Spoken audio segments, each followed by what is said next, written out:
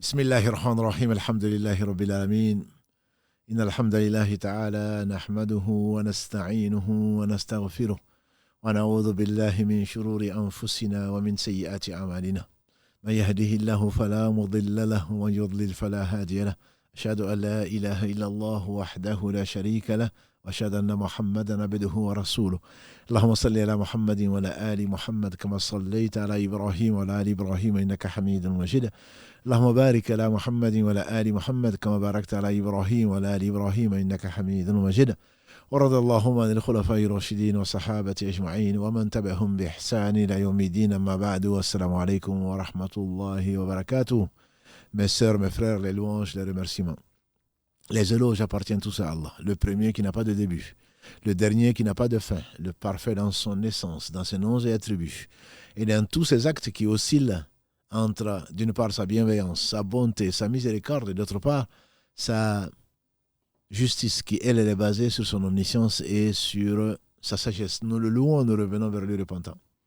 Nous demandons protection contre les conséquences de nos péchés et les tendances de l'âme. C'est le sujet donc de notre série que nous avons intitulée donc l'éducation de l'âme. Nous demandons protection à Allah contre les conséquences de nos péchés. Et tout mal, disait Ibn Qayyim, qu'Allah lui fasse miséricorde, individuellement ou collectivement vient c'est nécessairement de la désobéissance à Allah et à son messager. Nous demandons protection donc contre les conséquences de nos péchés et les tendances de l'âme. Et l'âme certainement ordonne le mal, hormis celle à qui Allah a fait miséricorde, Surat Yusuf 12, verset 53. J'atteste qu'il est donc le seul à maîtriser l'âme, comme à tout maîtriser, Allah, en dehors duquel il n'y a point d'être digne d'adoration. J'atteste de la véracité, de l'exemplarité, de la prophétie de Mohammed, qu'Allah le bénisse, qu'Allah le récompense par le meilleur pour nous avoir apporté la confirmation de tous les prophètes, alayhim salatu salam, qui, comme lui, ont attesté, ont appelé Allah subhanahu wa ta'ala et à rien d'autre. Bienvenue donc dans ce jardin du paradis où on parle d'Allah. On parle de la meilleure des choses, qui soit sur terre et dans les cieux. Les anges, il n'y a pas l'espace de 4 doigts, disait le prophète, que Dieu le bénisse, dans le ciel étoilé, où il n'y a pas d'ange dans la prosternation ou dans une autre position qui ne loue pas Allah. Simplement, nous ne le comprenons pas. Qu'Allah donc nous réveille, qu'Allah nous fasse partie, nous faire participer plutôt à ce concert de louanges. Et tout bien dans les cieux comme sur la terre, loue Allah subhanahu wa ta'ala. Et il est le seul qui mérite donc ces louanges-là. Bienvenue donc dans ce jardin du paradis, qu'Allah nous accorde le paradis. Et profitez donc de cet épisode qui va parler, on a dit, de la bonne compagnie. En effet, la semaine dernière, vous avez été très nombreux et très nombreuses à être sensibilisés, et vos commentaires le prouvent, par rapport donc à les mots des mots. Les mots MAX, des mots MOTS, donc les mots de la langue. Et effectivement, la plupart des gens tomberont en enfer, la tête la première, comme l'a dit le prophète sallallahu alayhi wa sallam, pour ce que la langue a proféré. Donc Allah subhanahu wa ta'ala nous donne la maîtrise de tout ça, et pourtant c'est un organe. C'est lui qui se rappelle souvent, c'est lui qui étudie souvent, c'est lui qui parle souvent, comme aujourd'hui, d'Allah subhanahu wa ta'ala, et c'est certainement la mère de nos œuvres. Ce monde est maudit ce qu'il contient, sauf le rappel d'Allah. Et ce qui peut lui être assimilé, a dit Muhammad sallallahu alayhi wa sallam, et l'enseignant et l'élève. On est l'une des deux catégories, pour ne pas dire des deux catégories. En dehors de ça, ce monde est maudit. Donc qu'Allah bénisse votre nuit, qu'Allah bénisse notre vie, qu'Allah bénisse votre temps. Et donc aujourd'hui, on va donc parler de la bonne compagnie. En écoutant tout ce qu'on a dit la semaine dernière, on se demande finalement, mieux vaut s'isoler, n'est-ce pas? Parce qu'au moins, ça va éviter le contact avec les gens. Ça va éviter la médisance. Et Allah seul sait que la médisance est grave, notamment dans notre communauté. En jurant par Allah qu'on ne dit que du vrai, mais justement, a dit le prophète sallallahu alayhi wa sallam. Savez-vous ce que c'est que la médisance? Il a dit la médisance, c'est le dire de son frère absent, c'est qu'il n'aimerait pas entendre. On dit, mais si c'est vrai, il dit, mais justement. Parce que si c'est pas vrai, c'est de la calomnie. Donc, une façon d'éviter la médisance, en tout cas, Satan nous fait penser à cela, mais pas que Satan, c'est le fait, même la raison nous fait penser à cela, c'est de se retirer. Pour ne pas au moins avoir à faire de la médisance. Une femme que j'aime beaucoup m'a dit que dans le pays qui m'a vu naître, on ne peut même pas, même quand on va dans l'antichambre, les gens rentrent pour médire des autres. C'est dire que c'est extrêmement difficile. Chacun d'entre nous sait combien c'est difficile quand on est en compagnie de qui que ce soit, de maîtriser sa langue et donc de ne pas parler des autres. Qu'Allah bénisse Muhammad sallallahu alayhi wa sallam qui nous a enseigné tout le bien et en particulier de ne pas s'occuper de ce qui ne nous concerne pas. Et malheureusement, nous sommes là, tels des journalistes, comme je l'ai dit la dernière fois, en train de tout commenter. Non seulement en s'isolant, on peut effectivement éviter la médisance, mais en s'isolant, on peut également éviter ce qu'on avait vu avant, là, le mal des gens. La jalousie, la calomnie, même l'agression, la haine, la sorcellerie et tout le reste parce qu'on n'est pas en présence d'eux. Et on se ferait même du bien en s'isolant, puisque nous-mêmes, on n'est pas parfait, on le sait. Donc on ne va même pas jalouser quelqu'un puisqu'il n'y a rien. On ne va pas convoiter ce bas monde et ce que les gens possèdent puisque on ne voit rien entre eux. Ils ne vont pas nous jalouser et nous vouloir du mal puisqu'on est absent. Et nous, on ne va pas les jalouser ni les convoiter le bien que Allah leur a confié, pas forcément pour leur bien. Et également, le fait de s'isoler permet une chose extrêmement importante, c'est de rester en lien, si c'est possible en tout cas, avec Allah subhanahu wa ta'ala le plus possible. En effet, au lieu de rester, malheureusement, quand on s'isole, il ne faudrait pas que ce soit par orgueil. Les gens sont mauvais, donc je me retire. Non, tu fais partie des gens qui sont mauvais. Tu fais partie des gens. Donc tu es aussi mauvais, ton mal atteint. Le prophète sallam a d'ailleurs encouragé. Il a dit que celui qui veut faire du bien, qu'il le fasse. Il ne peut pas au moins qu'il s'impose d'éloigner son mal des gens. Donc non seulement en s'éloignant des gens, on se protège contre leur mal, et également on se protège contre le mal que l'on peut apporter aux gens. Et on peut se consacrer à l'évocation d'Allah subhanahu wa ta'ala. Mais comme le disait le poète, la solitude ne convient qu'à Allah. Allah est le seul, subhanahu wa ta'ala. Il n'a besoin de rien. Tout autre que lui a été créé et est en groupe. Allah a créé les choses en couple. Et la solitude, c'est un moment. C'est pour cela que le meilleur des hommes se retirait pendant le ramadan, les 10 dernières nuits du ramadan en général, pour faire l'itikaf, la retraite spirituelle, pour se consacrer. Et pourtant, son cœur ne dormait pas. Pour se consacrer au rappel d'Allah subhanahu wa ta'ala, sous toutes ses formes. Et donc l'isolement a des avantages. C'est pour cela que celui qui craint pour lui-même, qui craint de tomber justement, quand on est attiré par les femmes, par les hommes, par la célébrité, par ceci et cela, quand on se connaît et on sait qu'on est faible, et Allah nous a créé faible, comme il le dit dans la sourate 4, verset 28, l'homme a été créé faible. Et donc quand on connaît ses faiblesses, le mieux, c'est de ne pas tenter le diable. Le mieux, c'est de ne pas fréquenter ces lieux où on a tendance, quelqu'un qui vient d'abandonner de boire l'alcool grâce à Allah subhanahu wa ta'ala, il n'a pas à fréquenter les gens qui boivent et encore moins à fréquenter les lieux où on boit, dans la mesure où il risque de boire. Quelqu'un qui a arrêté de fumer n'a pas à fréquenter des gens qui fument, que ce soit de la cigarette ou que ce soit autre chose, parce que ne serait-ce que l'odeur, parce que ne serait-ce que le geste, Satan va lui amener donc à cela. Mais il n'y a pas que ça, bien sûr. Sinon, Allah aurait envoyé certainement autres que les prophètes qui ont vécu avec les gens. Le prophète sallallahu alayhi wa sallam nous a dit que le croyant qui vit avec les gens, qui supporte leur mal, est mieux que celui qui ne supporte pas leur mal et qui s'isole. Donc, l'isolement. Allah dit dans la sourate 57, le faire.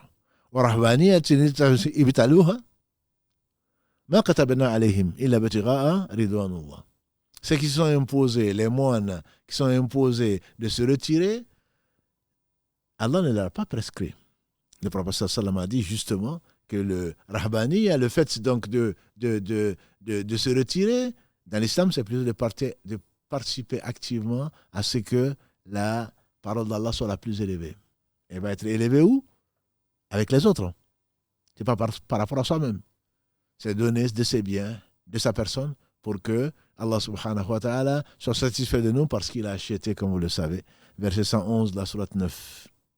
Je l'ai retenu ce verset. Inna Allah ashtara minal mu'minina anfusahum wa amwalahum bi anna lahum al-jannah. Allah a acheté aux croyants leur personne et leurs biens en récompense du paradis. Et il dit ça, c'était garanti dans la Torah donnée à Moïse. dans l'évangile donné à Isa et dans le Coran donné à Mohammed, alayhi salatu wassalam. Donc ça veut dire que le fait de participer à ça est certainement quelque chose d'extrêmement important. On ne peut le faire qu'en participant avec les hommes. Mais si tu peux te rappeler Allah, très certainement, il y a des choses que tu manques tout seul. Il y a des choses que tu manques. Premièrement, l'enseignement et l'apprentissage de la religion. Man yuridu bihi Allahu khayran yufaqihu fi din, a dit le prophète sallam. Celui à qui Allah veut du bien, il lui fait comprendre sa religion. Donc cet enseignement est une chose qui est extrêmement importante. N'est-ce pas que nous avons dit que le monde, ce n'est pas nous qui l'avons dit, c'est Abu Huraira qui a rapporté du prophète sallam. N'est-ce pas que ce monde est maudit? Maudit, c'est qu'il contient, sauf le rappel d'Allah et ce qui peut lui être assimilé, l'enseignant, il a commencé, et l'élève. Donc enseigner sans compter, mon frère, ma soeur, sans compter que quand le fils d'Adam meurt, a dit le prophète sallallahu alayhi wa sallam, ses œuvres s'arrêtent, sauf 3. Il a dit un enfant qu'il laisse derrière lui et qui prie pour lui. Une science dont les gens profitent. Et une sadaqa jariya, de construire une mosquée, planter des arbres, creuser des puits, des choses dont même les moustiques profitent. Et que c'est tout être qui en profite, c'est compté pour la personne. Donc la science, c'est celle-là. Pourquoi les compagnons du prophète sallam sont meilleurs que d'autres? C'est les meilleurs hommes que la terre a portés après les prophètes, a dit le prophète sallam. Et parmi eux, les 2 meilleurs hommes que la terre a portés après les prophètes, c'est Abu Bakr et Omar, qu'Allah les agrée. Parce qu'aujourd'hui, Abu Huraira, qu'Allah l'agrée, Allah seul sait quelles sont. C'est la récompense. Quelle est la récompense qu'Allah lui a accordée? Il a rapporté le plus de hadiths du prophète sallallahu alayhi wa sallam. Donc chaque fois que nous profitons comme ce hadith rapporté par l'imam Tirmidhi, Allah a donné mal'ounatun mal'ounun ma fiha illa dhikra Allah wa ma wala wa aliman wa muta'alliman. Le hadith sur lequel on est venu 3 fois déjà en ce début d'émission. Le monde est maudit. Maudit, c'est qu'il contient, sauf le rappel d'Allah, c'est qu'il peut lui être assimilé. Qui nous a apporté ça? C'est Abu Huraira. Celui qui a apporté le plus de hadiths. Quand nous parlons de Anas aujourd'hui, qui a vu ce que d'autres compagnons n'ont pas vu, depuis, il a été, on pense être le dernier compagnon à disparaître. Il a déjà enseigné. On dit qu'il avait 90 ans, voire plus. Pendant tout ce qu'il a appris, pendant 10 ans auprès du prophète sallallahu alayhi wa sallam, il en avait 18 quand le prophète sallallahu alayhi wa sallam nous a quittés. Tout ce qu'il a vu, en tout cas une bonne partie, il a relaté, il a transmis. Et tout ce qui a été transmis de lui sera compté jusqu'au jour où Allah verra, subhanahu wa ta'ala décidera, plutôt il a déjà décidé, la fin du monde, ou en tout cas qu'il n'y ait pas de croyants. Et ce sera le cas à la fin du monde. À la fin du monde, il n'y aura pas de croyants. C'est la raison pour laquelle le dhikr d'Allah étant la raison même de l'existence, de toute existence. Quand les gens ont oublié Allah au point qu'il n'y a pas de croyants, alors Allah a décrété et décrétera à ce moment-là la fin du monde. Donc tout cela, ils profitent de tout ce qu'ils ont rapporté, même si c'est un seul hadith. Même si le hadith étant les paroles du prophète sallallahu alayhi wa sallam, ce qu'il a fait, ses gestes et même son acquiescement. Ainsi de suite, donc on peut comprendre que jamais on atteindra, comme l'a dit le prophète sallallahu alayhi wa sallam, n'insultez pas mes compagnons. Je jure par celui qui détient mon âme dans sa main, jamais vous n'atteindrez un compagnon. Même si vous dépensez l'équivalent d'une montagne, il a parlé de Uhud, d'or, vous n'allez même pas atteindre la valeur d'une dépense de l'un de mes compagnons de 2 mains et voire la moitié. Parce que de fil en aiguille, ça bonifie. C'est le système, au lieu d'aller chercher du commerce et vivre du système en trapèze ou pour ne pas travailler et avoir de quelque chose, ils ont travaillé, ils ont investi. Ils ont fait un investissement durable qui durera le temps qu'Allah voudra, subhanahu wa ta'ala. Tant qu'on va continuer à prier, tant qu'on va continuer à jeûner, tant que tout ce qui nous l'ont enseigné, à commencer par nos parents et remonter jusqu'au prophète sallallahu alayhi wa sallam, peut comprendre que personne, ce sera la plus grande des communautés, la nôtre. Et le meilleur d'entre eux, le meilleur d'entre nous, le meilleur de tous les hommes, c'est Mohammed sallallahu alayhi wa sallam. Donc certainement Allah l'a comblé. Allah l'a comblé. Dans ce bas monde et dans l'au-delà, il sera encore plus honoré. Qu'Allah bénisse ce prophète, sa famille, ses compagnons et tous ceux qui les auront suivis dans les droits chemins et nous fasse l'honneur donc d'en faire partie. de les aimer au moins. Parce que l'homme sera avec les gens qu'il aime au jour du jugement dernier. Donc tu vas rater l'enseignement. Tu vas rater quoi? Tu vas également rater le fait d'apprendre. Le prophète sallallahu alayhi wa sallam, le matin, qu'est-ce qu'il dit? Allahumma inni as'aluka ilman nafi'a wa rizqan tayyiba wa amalan mutaqabbala. Oh Allah, il le disait 3 fois après la prière du matin. Oh Allah, accorde-moi une science utile. Le jour où tu te lèves et tu n'as pas appris quelque chose, c'est un jour où tu es mort. Un verset, un hadith, autre chose. Tu n'as rien appris, toi. Donc, non seulement tu risques d'être maudit, qu'Allah nous en préserve, parce que tu n'as pas fait de dhikr, mais en plus de cela, tu as perdu l'occasion d'apprendre quelque chose. Et donc, les gens, plus on apprend, plus on sait, on sent qu'on ne sait pas grand-chose, et plus on remercie le savant. Allah subhanahu wa ta'ala, comme Al-Khidr l'a dit, Ya Moussa, ma science, la science que Allah m'a confiée, que tu ne sais pas, et la science que toi tu as, que moi je ne sais pas, qui est la Torah, se rassembler, ça ne représente pas par rapport à la science d'Allah, pas plus que quelques gorgées d'eau que cet oiseau vient de prendre par rapport à l'étendue de la mer. Le savant, c'est Allah. Il sait tout. Ce qui est, ce qui a été, ce qui sera. Ce qui n'a pas été, si ça avait été, c'est que ce serait. Subhanahu wa ta'ala amma yushrikun. Gloire et pureté à lui par rapport à ce qu'on lui associe. Il est le seul à se passer de tout. Le seul digne de louange. Al-Ghani al-Hamid. Il y a cet avantage que tu vas rater. Tu vas rater autre chose. Tu vas rater le fait de servir les autres. Allah dit dans la sourate 5, verset 2, وَتَعَاوَنُوا عَلَى الْبِرِّ وَالتَّقْوَى وَلَا تَعَاوَنُوا عَلَى الْإِثْمِ وَالْعُدْوَانِ. Et entraidez-vous dans le bien et la piété et ne vous entraidez pas dans les وَلَا تَعَاوَنُوا عَلَى الْإِثْمِ وَالْعُدْوَانِ, le péché et la transgression. Comment tu vas aider les gens quand tu es tout seul? Le prophète sallam nous a dit, même dans l'acte conjugal de l'un d'entre vous, il y a une sadaqa. Aider quelqu'un à monter dans son véhicule, ou aider une vieille personne, un vieux, une personne faible, l'aider à montrer le chemin à un aveugle, servir quoi que ce soit, à qui que ce soit, même dans le sourire, a dit le prophète sallam, même dans le sourire de l'un d'entre vous, il y a une sadaqa, il y a une bonne action. Et ça, tu vas le manquer. Ça, tu vas le manquer. Il y a bien entendu beaucoup d'autres avantages que tu vas manquer. Notamment, Allah t'a donné des mains, des pieds, un corps, un cerveau, et tu le gardes pour toi-même. À quoi ça te servira? Pas à grand-chose. Je ne dis pas que ça ne sert à rien, mais ça ne te servira pas à grand-chose. Tu aurais pu diffuser des lives, tu aurais pu enseigner à des gens, tu aurais pu aider un tel, et que tu ne feras pas parce que tu t'es retiré. On peut comprendre des moments où il faut se retirer. D'ailleurs, c'est peut-être pour cela qu'Allah subhanahu wa ta'ala nous a ordonné 5 prières par jour qui récompensent à 50. Où tu es dans l'isolement, même si tu es parmi les gens, disait quelqu'un. Être parmi les gens, mais avec Allah. J'ai trouvé ça très beau. Le groupe, tu es avec les gens, mais en fait, tu es avec Allah. Tu es parmi les gens plutôt, mais tu es avec Allah. Et donc, il y a des moments, notamment les invocations du matin, les invocations du soir. Le matin étant depuis la prière du Fajr jusqu'au lever du soleil, celui qui le fait, qui reste à ce moment-là, et ensuite qui fait 2 rak'ahs. Certains disent que c'est salat duha, d'autres disent non.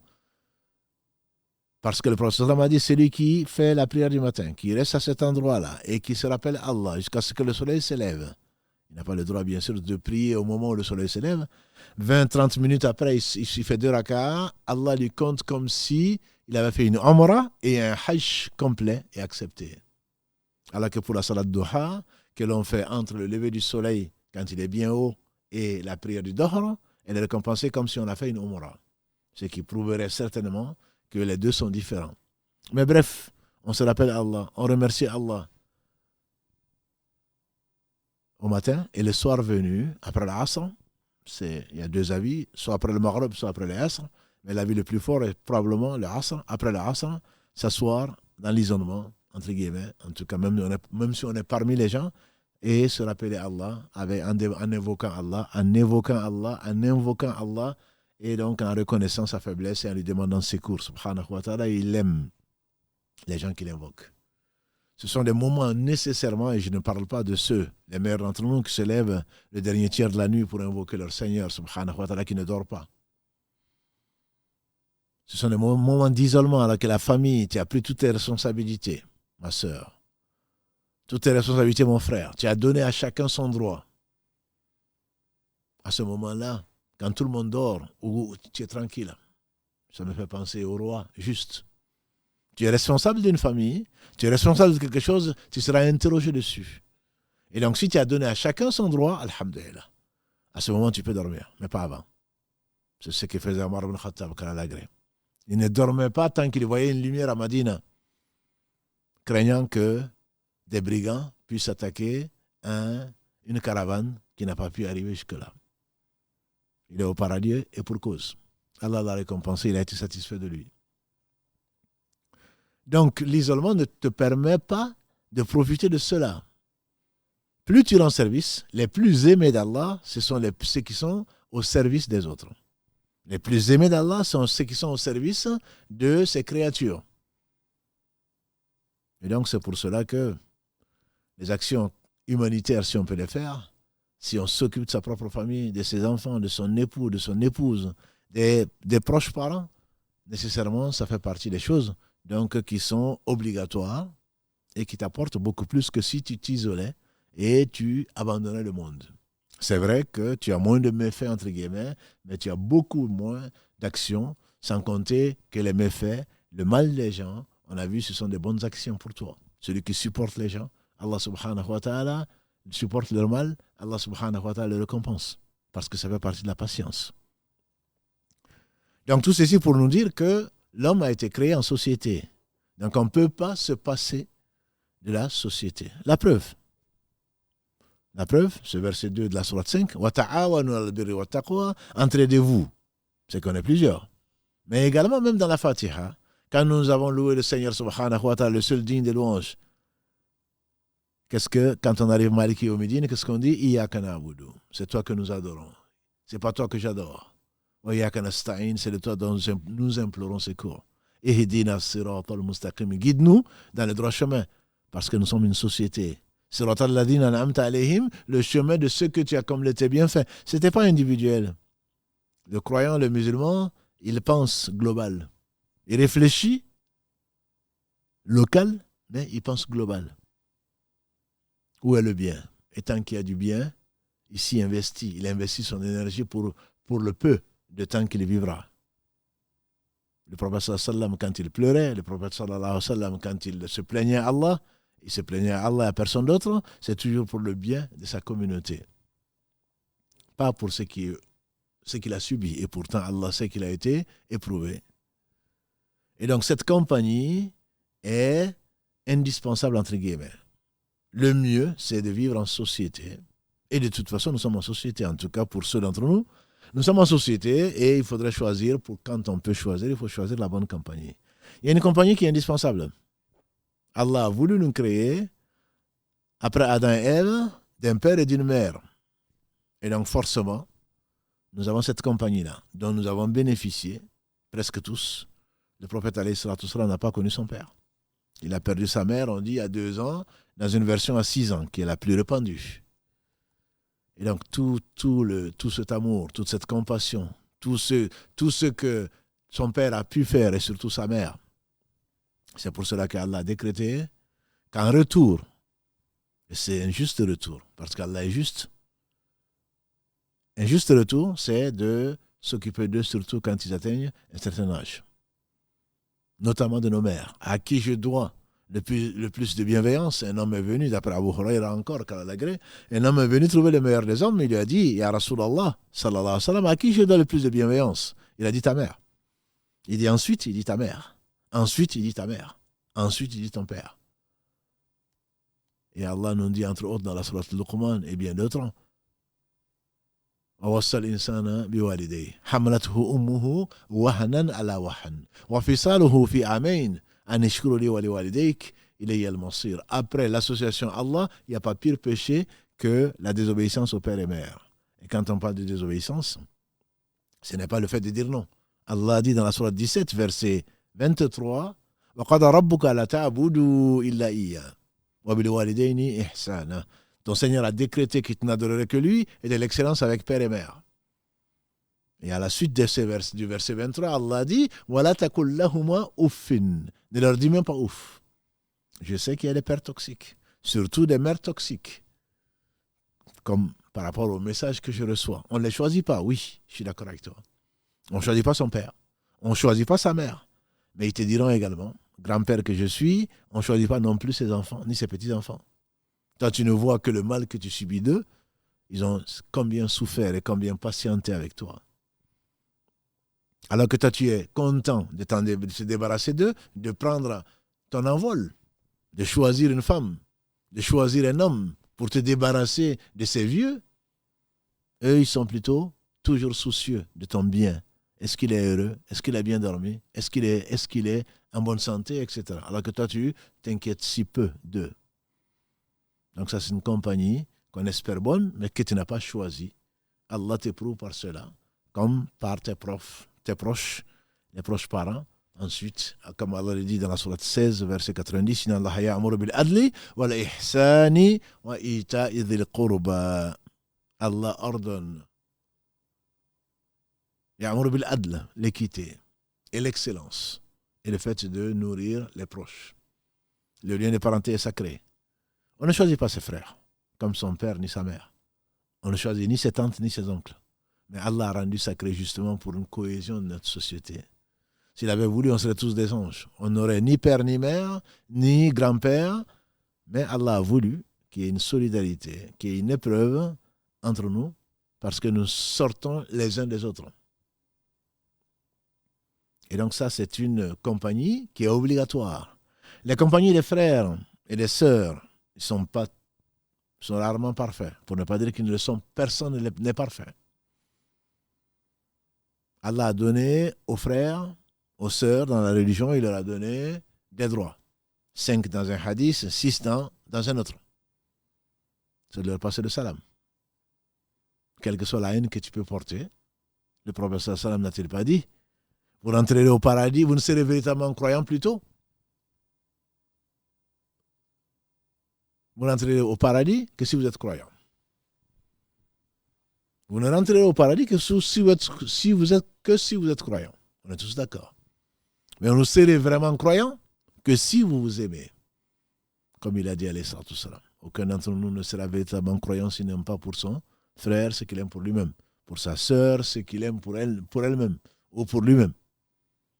Est-ce que je ne vais-je pas vous indiquer une chose par laquelle vous allez vous aimer? Ils ont dit, bah là, ya Rasulallah, mais bien sûr, au messager d'Allah, il a dit, Afshu salam bainakum. Afshu, répandez. Pas seulement dites. Répandez le salam abondamment entre vous. Ça, c'est un droit du frère sur son frère. Quand le frère éternue, quand il dit Alhamdulillah, le fait de dire Rahmakallah et que lui répondre Yahdikumullah wa yuslim alakum.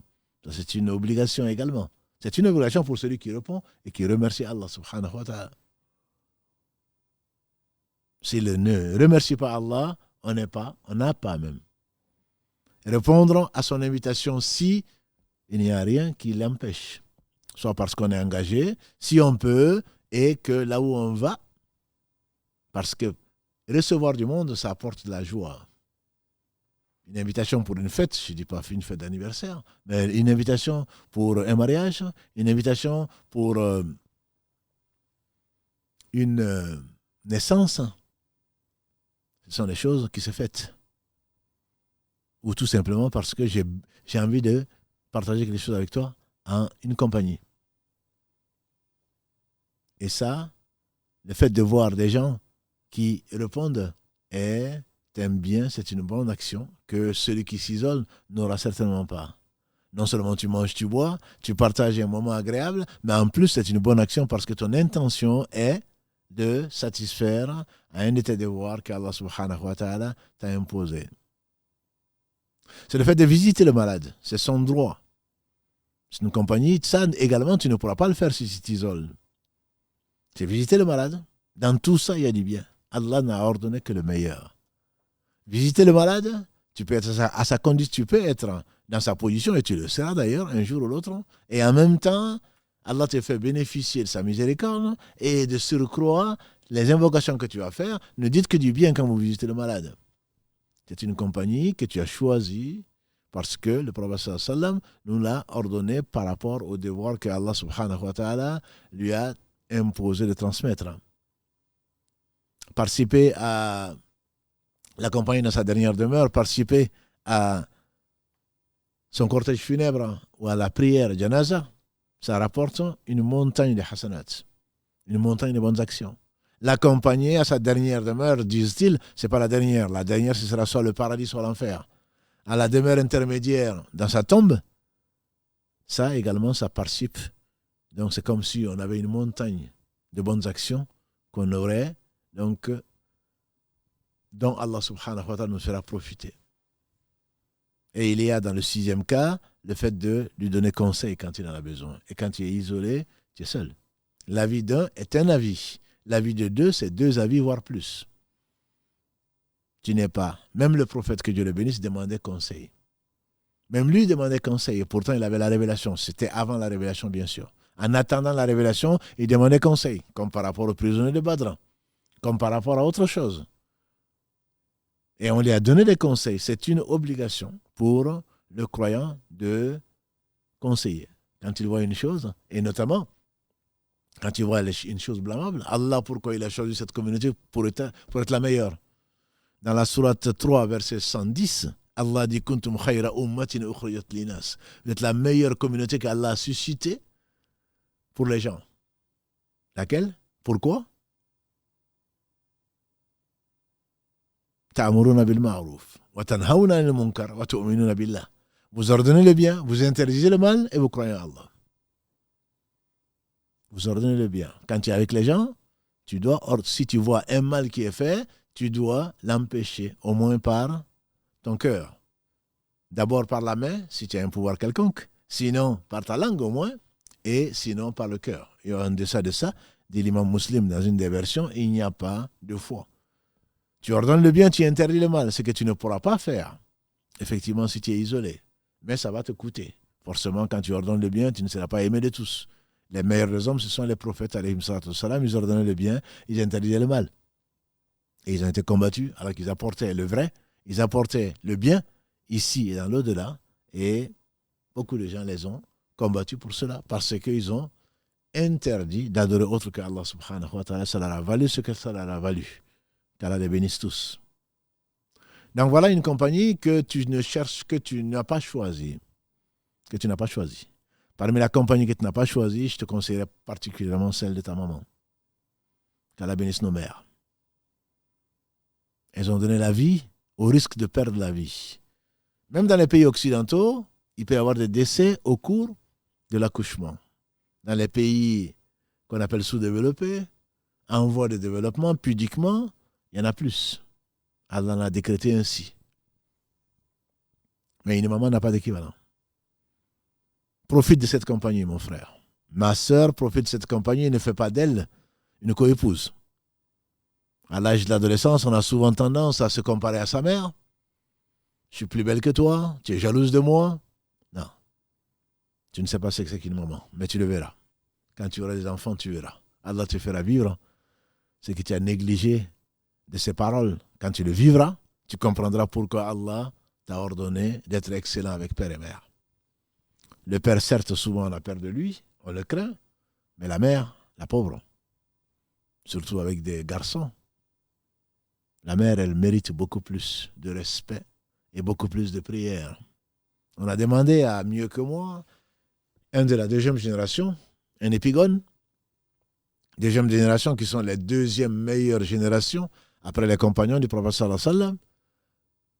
Allah nous ordonne de prier pour nos parents. Combien de fois faut-il le faire?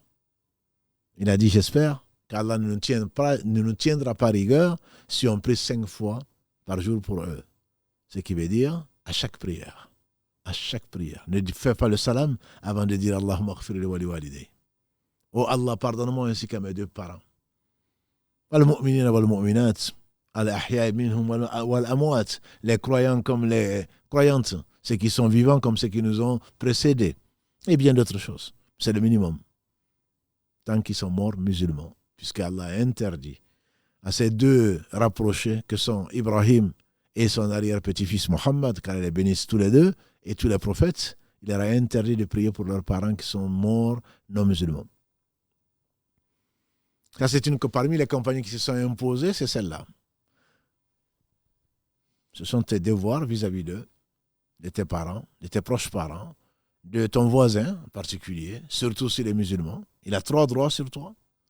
Le droit du voisinage. Et il y a 2 droits sur toi si c'est un musulman, et il a 3 droits sur toi si c'est un musulman qui est proche de toi, qui est un parent. Le droit du voisinage. Et le prophète sallallahu alayhi wa sallam a dit, l'ange Gabriel est venu me recommander le voisin au point que j'ai craint qu'il l'associe dans l'héritage. Un voisin est important. Et le mal que l'on fait au voisin, très certainement, est encore plus grave qu'un mal qui est fait ailleurs, même si tout le mal que l'on fait est un péché. Ça, c'est la compagnie donc que l'on ne choisit pas. Mais il y a des compagnies que l'on choisit. Je vais commencer par l'épouse. Le prophète sallam a dit, dans le bas monde est éphémère. La meilleure des choses éphémères, c'est une femme pieuse. Pourquoi on choisit? Là, on parle de choisir. Là, on parle de ce qui est volontaire et pour lequel tu vas être récompensé du choix que tu auras fait. Pourquoi choisit-on un compagnon? C'est pour t'accompagner. Soit en boîte de nuit, soit vers le paradis. Si tu choisis quelqu'un, choisis-le pour Allah. On choisit une femme, on peut le choisir également un homme, pour 4 raisons, a dit le prophète sallam. Sa beauté, et c'est malheureusement souvent ce que l'on met en avant, c'est ce qui attire, le physique. Son argent, et certains le font pour avoir leur papier, pour avoir autre chose, pour vivre au crochet de la société. Son lignage, parce que c'est la fille du roi, ou la fille du président, ou la fille du ministre, ou la fille de ceci, cela, cherchant de l'honneur, et là pour sa moralité ou sa religion, comme l'a dit le prophète sallallahu. Puisses-tu ne pas être heureux, en substance, si tu ne choisis pas la religion. Et si la beauté et l'argent et le lignage s'y associent, tant mieux. Mais la beauté est la beauté du cœur. La richesse est la richesse du cœur. C'est Mohammed sallallahu alayhi wa sallam qui nous l'a dit. Il dit la vraie richesse, c'est celle du cœur. Celle qui souffre tant, qui éduque tes enfants, qui te console, qui t'accompagne, qui se soucie quand tu n'es pas là et quand tu es là, qui se soucie de ton état, n'est pas n'importe qui. Après la mère, je dirais, il y a 2 femmes dans la vie. Il y a la mère et il y a l'épouse. Donc ça, ce sont des choses extrêmement importantes. Extrêmement importantes. Le choix de l'épouse détermine parfois le sort dans l'au-delà. Se prendre par la main et rentrer au paradis n'est donné qu'à ceux qui avaient comme objectif de s'unir pour Allah. Par Allah et grâce à Allah. Ce qui n'exclut pas des bienfaits, des joies, des tendances de l'âme à assouvir dans cette vie. Mais le but n'est pas là. La première compagnie, elle est celle-là. Et d'ailleurs, le prophète sallallahu alayhi wa sallam nous a dit, vous attendez peut-être à ce hadith, et je voulais en parler, mais seulement maintenant. Il a dit, la bonne compagnie est comparable à celle du parfumeur, le vendeur de parfums. Soit il t'en offre, soit il t'en vend, soit au moins tu risques de sentir bon. La mauvaise compagnie, a-t-il dit, est comparable à celle du forgeron. Pas que ce n'est pas un noble métier.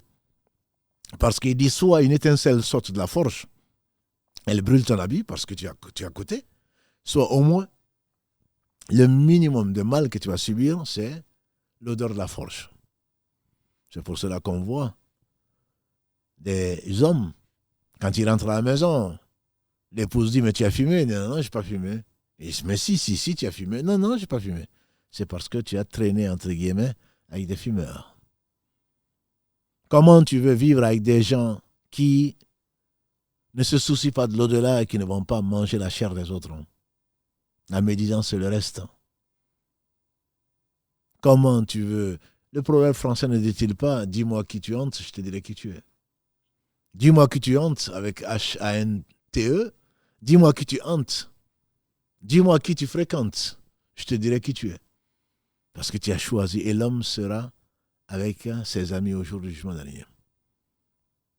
Le prophète sallam a dit, l'homme est à la religion de son ami. Choisissez vos amis. Donc cette bonne compagnie est celle qui est déterminante dans ce bas monde. Pourquoi tu vas choisir quelqu'un qui aime Allah? C'est parce que tu aimes Allah.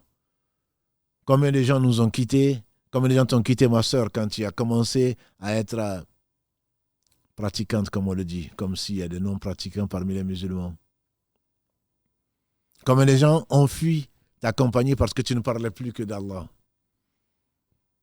Combien de gens t'ont détesté alors qu'ils semblaient être les meilleurs de ses amis parce que ce que tu dis ne les intéresse plus et pourtant tu les appelles au bien. Donc la bonne compagnie, le minimum, c'est que tu sentes bon.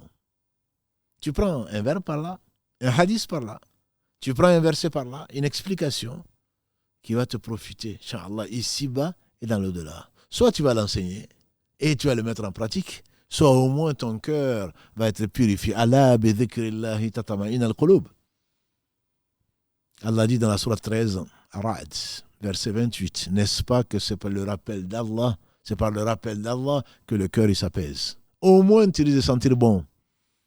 Entre tout ce que tu entends de stress dans ce bas monde, à cause de l'injustice des hommes et le mal qu'ils font, au moins en écoutant un verset, au moins en entendant une parole prophétique, Allah apaise ton cœur. Cette bonne compagnie, on l'a choisie. On peut dire à Omar ibn Khattab qu'à la gré, n'eût été des paroles que l'on choisit comme on choisit les bons fruits dans des compagnies bonnes. Et deux autres choses, j'aurais préféré rejoindre l'autre monde. Parce que ce sont les choses les plus précieuses de ce bas monde.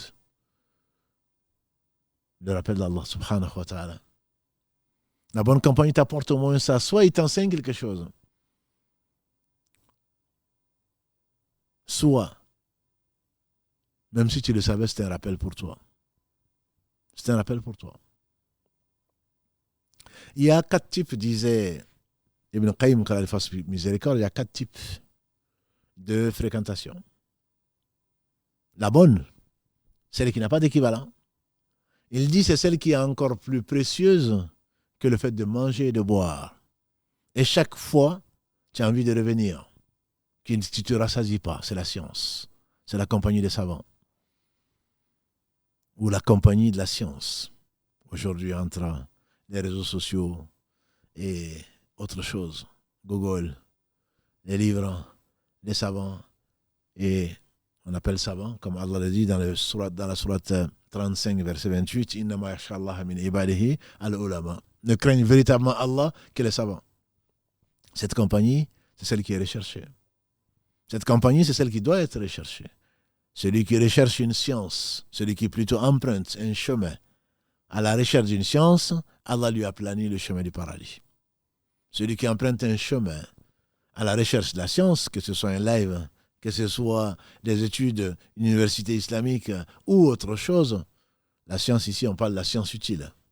Allah lui a plani le chemin du paradis. Quand Allah aime quelqu'un, a dit le prophète sallallahu alayhi wa sallam, il lui fait comprendre sa religion. Comment tu vas la comprendre sans science? Comment tu vas la comprendre sans science? Ça, c'est la compagnie, la bonne compagnie. Le minimum, c'est que même si tu es un alphabète, tu ne sais ni lire ni écrire, tu n'as retenu aucun hadith, aucun verset, mais au moins ton cœur repose. Et tu as entendu un rappel qui va t'amener peut-être à faire encore plus de bien ou à revenir de tes péchés. Voilà ce que c'est que la bonne compagnie. La meilleure de ces compagnies est celle-là. Je ne parle pas bien sûr de celle d'Allah, subhanahu wa ta'ala.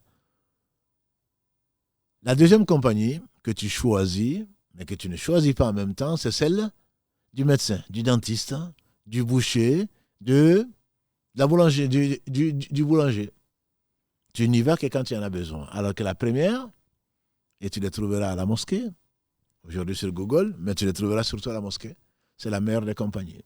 Le meilleur lieu sur la terre, ce sont les endroits où on se rappelle Allah, c'est-à-dire les masajid, les mosquées. Chaque pas que tu fais pour y aller, Allah te lève un degré. Et l'autre pas, il te pardonne un péché jusqu'à ce que tu arrives. Et tout le temps que tu attends la prière, Allah subhanahu wa ta'ala met des anges qui te disent Allahumma ghfirli, Allahumma arham. Oh Allah, pardonne-lui, oh Allah, fais-lui miséricorde. Jusqu'à ce que tu fasses ta prière. Et la prière en groupe va de 25 à 27 fois, d'après Ibn Omar radiallahu anhuma et d'après Abu Huraira, qu'Allah a agréé tous les compagnons de Muhammad sallallahu alayhi wa sallam. Imaginez l'un d'entre vous devant la maison de qui passe un fleuve.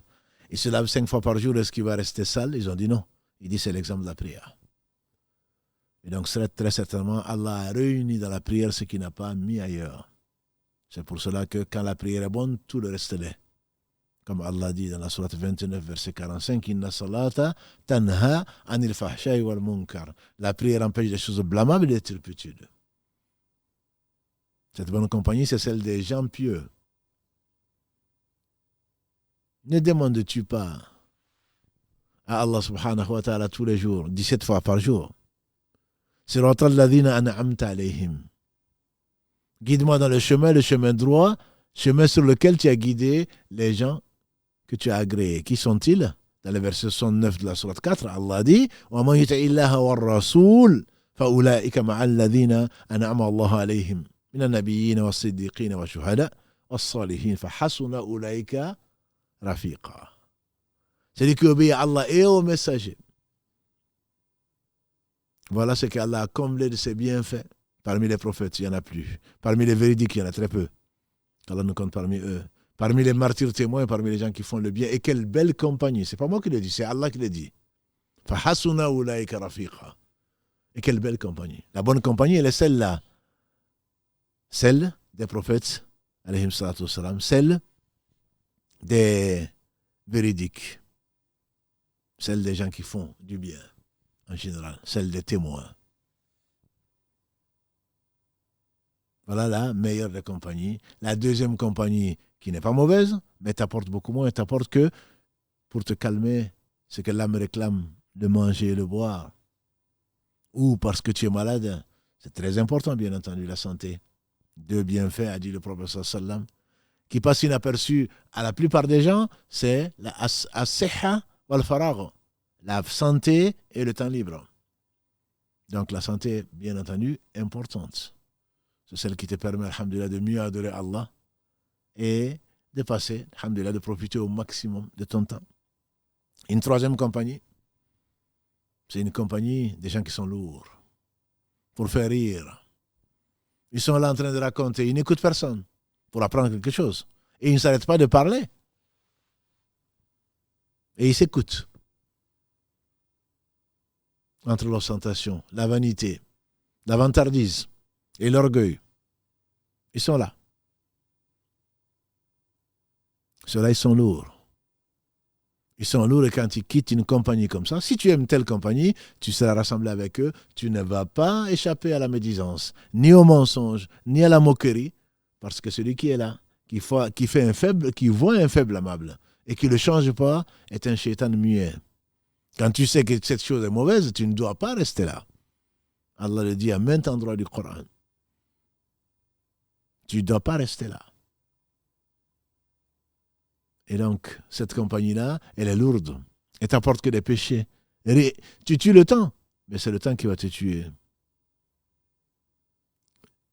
Chaque minute qui passe, chaque temps qui passe, c'est un peu de ta vie qui part. L'occasion qui ne reviendra pas jusqu'au jour du jugement dernier. Parce que tu n'as pas profité de ce temps-là pour faire du bien, pour apprendre, pour enseigner. Certainement, tu le regretteras. La quatrième compagnie, et c'est la pire, c'est la compagnie des gens qui sont les innovateurs, qui pensent avoir compris, qui se prétendent réformateurs. Et Allah seul sait qu'il y en a aujourd'hui. Les autres n'ont rien compris, les savants d'avant. Ce sont les anciens. Lui, il a compris.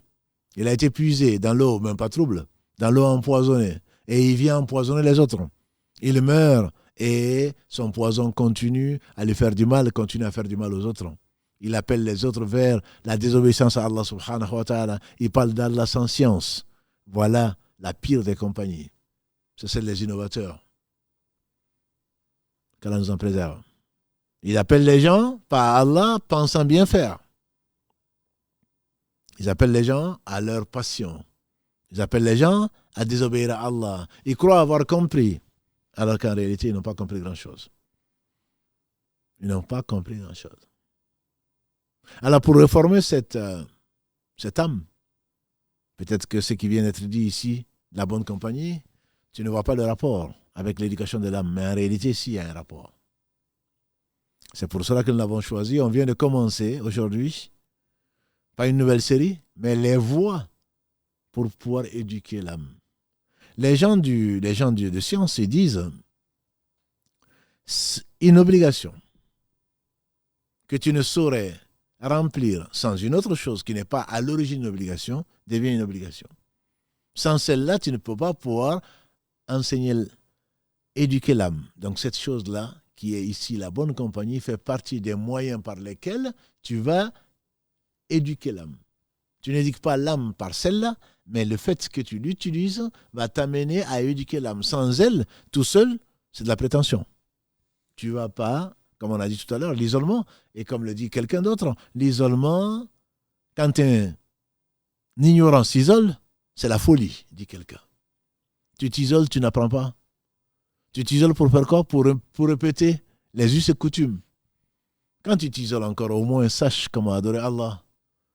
Et excelle dans cela. Mais quand tu ne sais même pas comment adorer Allah, quand tu ne sais pas ce qu'Allah aime, ce qu'Allah déteste, et il se passe de tout, comment tu peux t'isoler? Tu n'apprends de personne. Là, ça devient de l'orgueil. Comme ça devient de l'orgueil. Et donc, il y a, disent les gens de science, 4 façons d'éduquer son âme. On n'en a pas parlé au début, parce qu'il fallait d'abord parler de l'âme et de ses tendances, de ce que chacun d'entre nous sait, ou connaît en tout cas, mais où nous travaillons très peu. Il y a 4 façons d'éduquer son âme. La première façon, c'est avoir un cheikh. Je m'explique. Avoir un cheikh, ce n'est pas ce gourou pour lequel tu te sacrifierais. Ce gourou qui te prend de l'argent et à qui il faut envoyer tous les ans, que dis-je, tous les mois, de l'argent. Il y a certains, dans certaines confréries, qui imposent un certain pourcentage de ton salaire pour avoir sa bénédiction. Je ne parle pas de cela. Je ne parle pas de celui qui ne t'enseigne rien, sinon qui peut intercéder auprès de toi, auprès de Dieu, au jour du jugement dernier pour toi. Et tu as la faiblesse et l'ignorance de le croire. Tu le récites après toutes les prières, je pense. Ayatul Kursi. Allah dit, et qui donc peut intercéder auprès de lui sans sa permission? Et lui va intercéder auprès d'Allah pour toi. Et tu vas croire. Allah a dit, et lui il a dit, tu as vite fait de prendre ce qu'il a dit. La ta'atun li makhluqin fi ma'asiyatil khaliq. Il n'y a pas d'obéissance à une créature, quelle qu'elle soit, dans la désobéissance au Créateur. Et toi, tu ne sais même pas ce que le Créateur veut. C'est comme si celui-là, ton cheikh, celui qui t'a créé. Non, on parle de gens de science, qui connaissent notamment la science de l'âme. On parle des gens qui craignent Allah et qui n'imposent à personne leur opinion, qui enseignent la science. Je pense, dans ce cas, et il y en a très peu, il y en a de moins en moins en tout cas, il y en a très peu puisqu'il y a de moins en moins de savants. Il y a beaucoup de gens instruits, mais il y a de moins en moins de savants. Les plus grands savants, ce sont les prophètes. Ensuite, ce sont les compagnons du prophète sallam ou les compagnons des prophètes. Il n'y en a plus. Et il y en a de moins en moins. Tu ne vas pas trouver quelqu'un de qui, même si, qu'Allah vous bénisse, un certain nombre de gens m'ont demandé s'ils pouvaient apprendre auprès de moi. Moi, je suis un élève. Allah nous a enseigné ce qu'il nous a enseigné, qu'Allah nous fasse profiter de ce qu'il nous a enseigné. Et donc, il faut avoir quelqu'un qui craint Allah, qui est compatissant, qui est bienveillant, et surtout qui t'observe. Il t'est d'une très grande aide. Je pense à Al-Khidr, dont on a déjà parlé, dont on lit plutôt le récit avec Moussa alayhi salatu salam dans la sourate 18 tous les vendredis, verset 60 et suivant, on est déjà revenu dessus, par rapport à la satisfaction. Si on connaît Allah, on est satisfait de son décret. Et Allah dit à Moussa qu'il n'était pas le plus savant. Il a voulu plus savant pour apprendre. Voilà un prophète, voilà la modestie, voilà l'humilité. Plus on sait qu'on ne sait pas. La science d'Allah, on dit, elle est infinie et elle est parfaite. Et l'homme lui dit, tu ne seras pas patient à ma compagnie. Il promet d'être patient, ils s'en vont. C'est ce par quoi Allah nous a enseigné beaucoup de choses.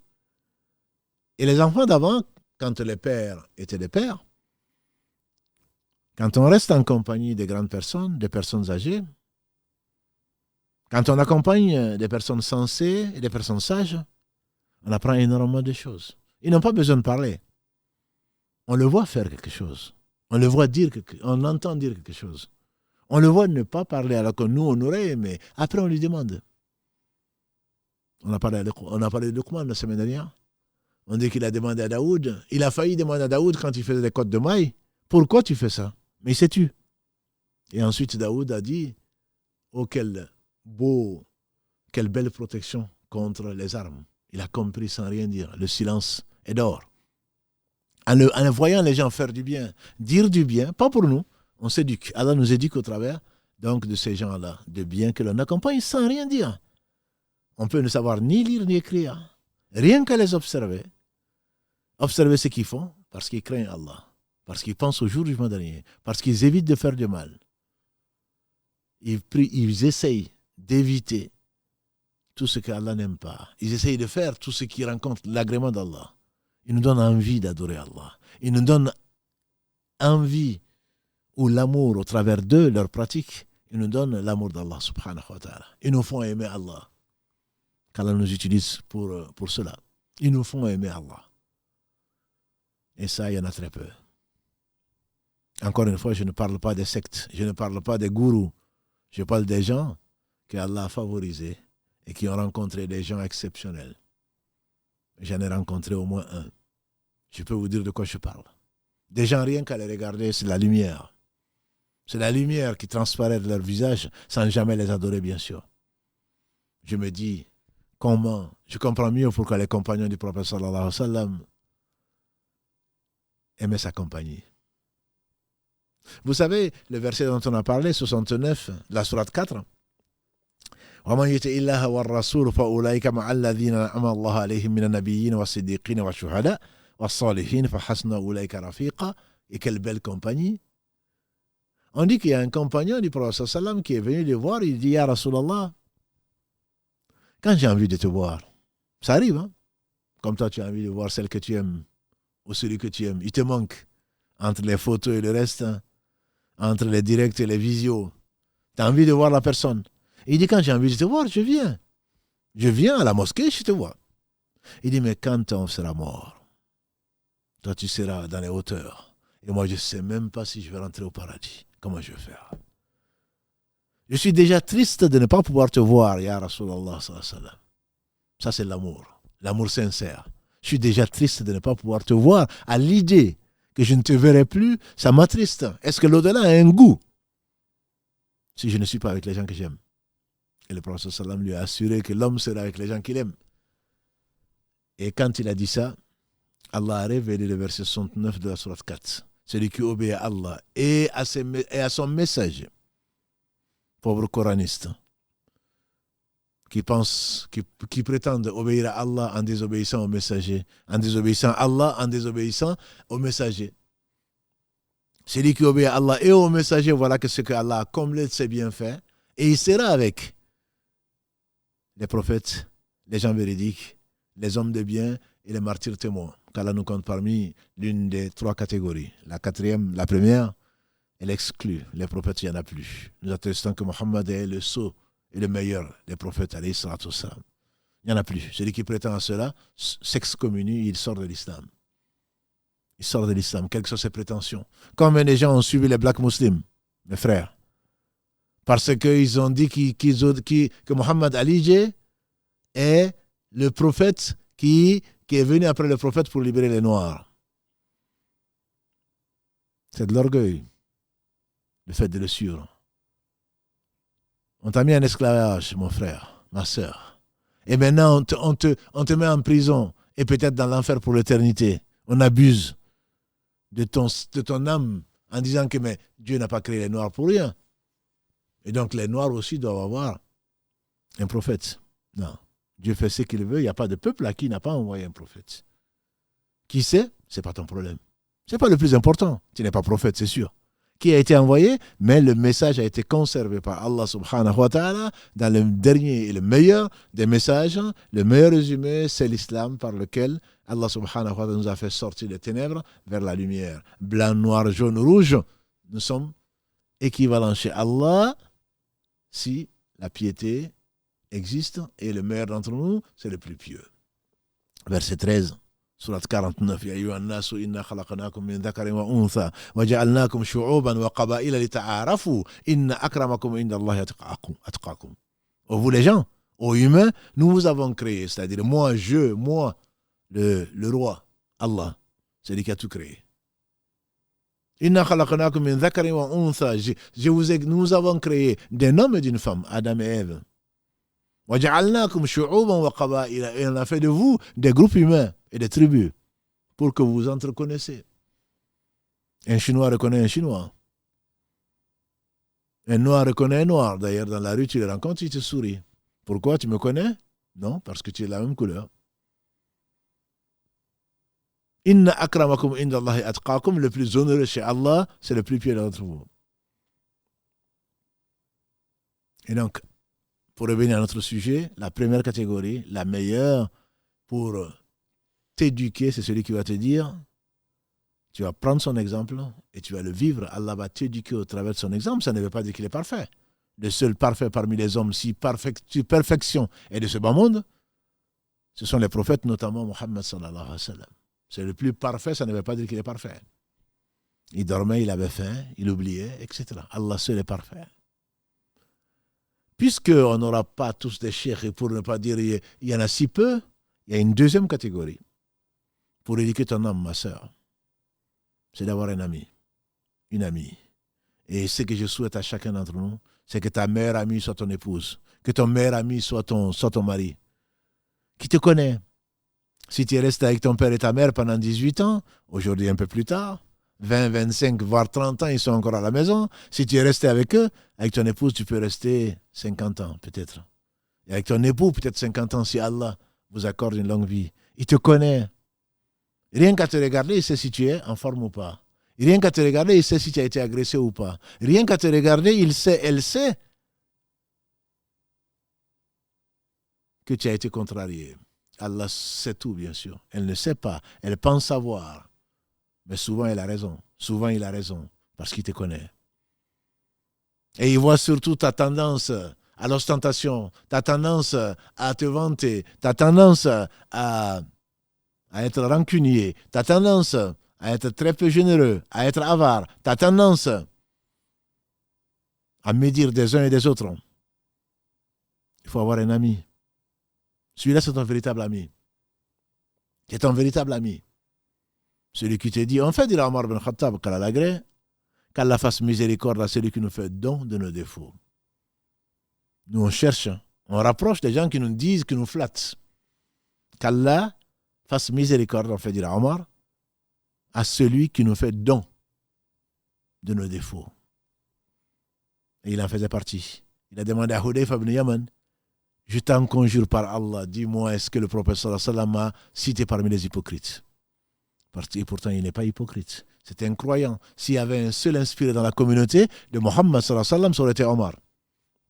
Mais il craignait d'être hypocrite. Que cela ne nous rassure pas. L'hypocrite, quand il parle, il ment. Quand il promet, il ne tient pas sa promesse. Quand tu lui fais confiance, il trahit. Et quand il se met en colère, il n'a ni foi ni loi. Le prophète sallam n'a-t-il pas dit dans ce hadith rapporté par Abdallah ibn Amr ibn As, qu'Allah l'agré, ainsi que son père, s'il a ces quatre, c'est un hypocrite complet, pur. S'il en a un des quatre, il est hypocrite à un quart, ou 25%. Omar n'était pas hypocrite. Ya Ibn Khattab a dit le prophète sallam, jamais tu n'as pris une route si Shaitan n'a pas changé de route. À Salman, il demandait qu'est-ce que tu me reproches? Tu vois mes défauts? Il dit oui. J'ai appris que tu avais 2 vêtements. Un pour le soir, un pour la nuit. Il dit alors, et autre chose? Il dit non. Mais aujourd'hui, ils sont devenus rares. Peut-être que ton épouse te dira que quelques défauts, de peur malheureusement que tu l'agresses physiquement et par ta langue. Physiquement parce que tu es un homme et par ta langue parce que tu es médisant, parce que tu n'acceptes pas tes défauts. Et pourtant, c'est une chance de connaître ses défauts parce que demain, tu vas en pâtir. On préfère, nous, avoir des amis complaisants qui te disent que tu es beau, tu parles bien, tu fais ceci, tu fais cela. Quand ils le remarquent, je ne dis pas qu'il faille aller soupçonner quelqu'un. Non. Inna ba'da dhanni ithm, dit Allah dans la sourate 49, verset 13 et verset 12. Ya'illadina amanu ijtanibu kathiran mina dhann. Inna ba'da dhanni ithm. Oh, vous les croyants, évitez de trop conjecturer. Une partie de la conjecture est péché. Donc il ne s'agit pas, je sais ce que tu penses. Non, dis déjà, je pense savoir. Allah seul sait. Mais en plus de ça, tu m'accuses de choses, tu n'es pas dans mon cœur. Le prophète sallam disait, à mieux que moi, Oussama bin Zayd, pourquoi tu n'as pas ouvert son cœur pour voir si vraiment il était sincère ou pas? Ça, c'est le domaine exclusif d'Allah. Mais, quand tu parles trop, en particulier, tant que tu t'étais, c'est Allah te couvre. Mais quand tu parles, tu te dévoiles. Tu te dévoiles. Et ils ont beaucoup eu de faveurs, ceux à qui Allah a permis de ne pas trop parler. Il ne faut pas non plus devenir un Satan muet. En voyant des choses qu'Allah aime et tu ne les ordonnes pas, en voyant des choses qu'Allah déteste et tu ne dis rien non plus. Ça t'est compté comme la médisance. On médit à côté de toi, on l'a vu la semaine dernière, et tu ne dis rien. Et tu seras interrogé dessus. Ils se font rares, les amis sincères. Mais recrute-les et ne les prends pas mal. Recrute-les parmi les gens qui te sont les plus proches, les gens qui te connaissent le plus. Je te dis, c'est ton épouse. Quand elle te reproche quelque chose, c'est peut-être faux. Mais vois dans ça, et ça c'est la 3e catégorie, les gens de science, ils disent, il y a une 3e catégorie, c'est tes ennemis. Ils sont d'un conseil, tu ne peux pas imaginer. Parce qu'ils sont tes ennemis, ils vont te reprocher des choses qui sont en toi et que toi tu ne savais pas ou que tu ne veux pas savoir. Que tu ne sais pas ou que tu ne veux pas savoir. Parce qu'il est fâché contre toi, parce qu'il médit contre toi, parce qu'il est même capable de calomnier, même s'il médit, dans la médisance, tu vas savoir ce qu'il te reproche. C'est une façon, disent les savants, de connaître tes défauts. À défaut d'avoir un ami non complaisant qui te dit ce qu'il a remarqué chez toi. Il peut se tromper, mais il voit des choses que toi tu ne vois pas, parce que ton âme n'aime pas être reprochée. Et donc, quand un ennemi te dit quelque chose, te reproche quelque chose, tiens-en compte. Voici, c'est vrai. On fait dire à Jésus, alayhi salam, on lui fait dire, si ton ennemi te dit quelque chose, si tu l'as cette chose, dis alhamdulillah qui m'a permis de découvrir un de mes défauts. Et si tu ne l'as pas, tu dis alhamdulillah qui m'a évité ce défaut. Et ça, c'est la 4e catégorie. Et la dernière, Inch'Allah, le temps passe. La 4e façon d'apprendre sur soi-même pour éduquer son âme, c'est de fréquenter les gens et de voir le mal en eux. Il ne s'agit pas de faire de la médisance. Il ne s'agit pas de prendre de l'orgueil, de prendre la graine en disant mais moi au moins je n'ai pas ça. Non, c'est le fait d'observer les gens et leur mal. Quand tu vois quelqu'un en train de trop parler, tu te dis alhamdulillah. Qu'Allah lui facilite, alhamdulillah, qui m'a évité ça. Quelqu'un en train de faire rigoler les gens. Quelqu'un en train de se moquer des gens. Bien sûr que tu l'arrêtes. Mais en même temps, tu remercies Allah de ne pas être comme ça. S'il avait voulu, tu serais à sa place. Remercie Allah de t'avoir évité ce défaut-là. Si vraiment tu l'as évité, peut-être que tu es pire que lui. Et comme on le fait dire encore à Jésus, alayhi salam, ne regarde pas la paille dans l'œil de ton voisin et regarde l'apôtre qui est dans ton œil. Souvent, on voit bien les pailles dans les yeux de Karim, qui vous passe le salam en face de moi, de ceux qui ne sont pas là.